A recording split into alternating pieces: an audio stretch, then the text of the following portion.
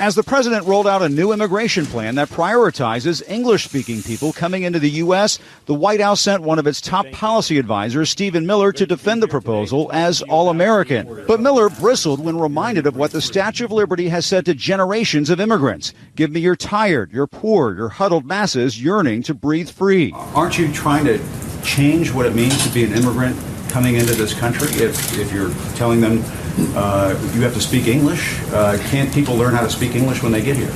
Well, first of all, right now it's a requirement that to be naturalized you had to speak English. So the notion that speaking English wouldn't be a part of our immigration systems would be actually very ahistorical.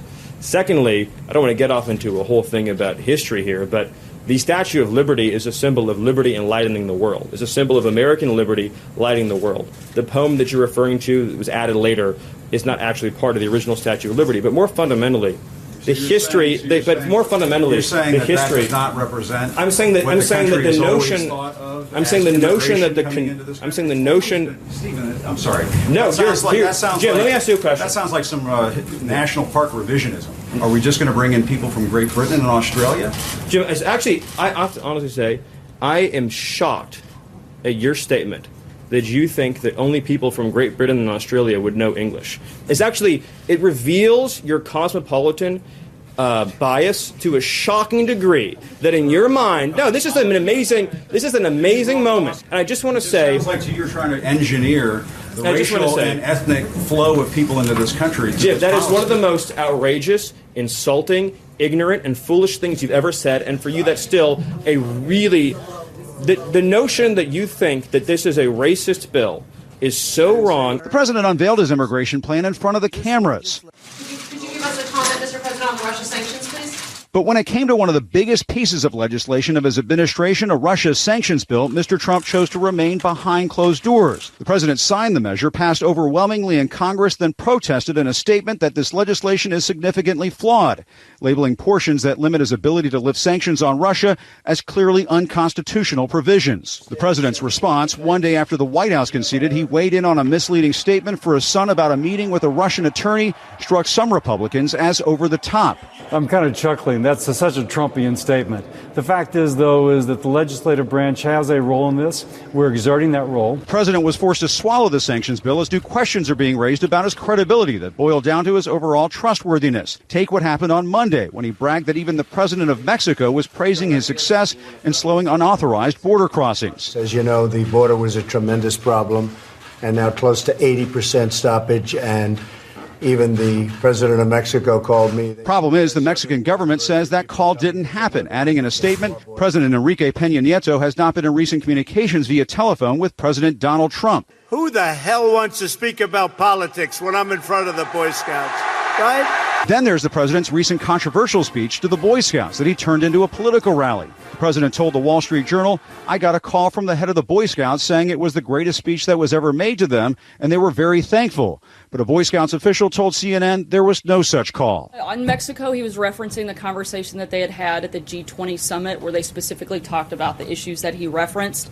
In terms of the Boy Scouts, multiple members of the Boy Scout leadership following his speech there that day, congratulated him, praised him, and offered I'm looking for the word, quite powerful compliments following his speech. Now, as for the president's immigration proposal, top Republicans are already questioning whether it will go anywhere. Up on Capitol Hill, South Carolina, Republican Senator Lindsey Graham complained the White House plan at this point could harm his state's agricultural industry and tourism industry. Wolf, that is going to be a sentiment shared by lots of Republicans and Democrats across the country. Wolf. I'm sure it will. All right, Jim Acosta at the White House, thank you. Even as the president signed the Russia sanctions bill, there are now new questions tonight about why the State Department isn't taking advantage of millions of dollars to fight disinformation and propaganda put out by Moscow. Let's go to our senior. Heyo, Trey Kirby here, 1/4 of the starters, the biggest and best fourth, but at least that's my opinion. The rest is up to you. Don't forget to download our podcast, The Drop, every Friday wherever you get your podcasts, or find us at nba.com/thestarters.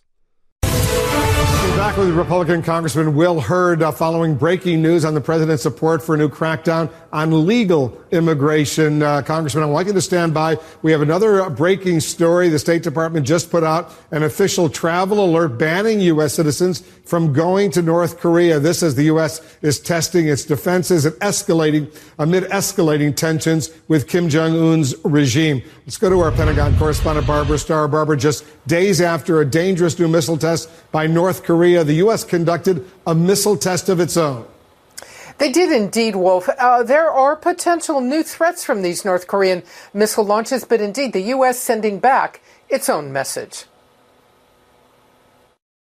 An unarmed Minuteman III intercontinental ballistic missile flew more than 4,000 miles into the Pacific after launching from Vandenberg Air Force Base in California. The Air Force emphasizing it was not a response to recent North Korean missile launches, but a long-planned test that demonstrates the ability of the U.S. to defend itself. Republican hawks continuing to press